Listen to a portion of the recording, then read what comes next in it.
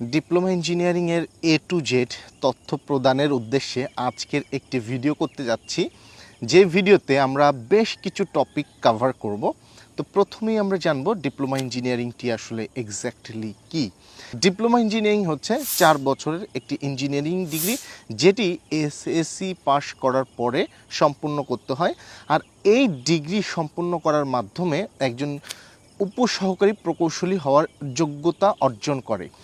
উপসহকারী প্রকৌশলী মানে হচ্ছে সরকারি চাকরির 10ম গ্রেড। আপনারা বিসিএস ক্যাডারের নাম শুনেছেন, বিসিএস ক্যাডার সম্পর্কে জেনেছেন। বিসিএস ক্যাডারে স্বাভাবিকভাবেই 9ম গ্রেডের চাকরি হয়, আর এই ডিপ্লোমা ইঞ্জিনিয়ারিং করার পরে 10ম গ্রেডের চাকরি হয়, যেখানে কিনা এসআই আপনারা দারোগা নামে চিনেন, তাদের পদমর্যাদা এই 10ম গ্রেড।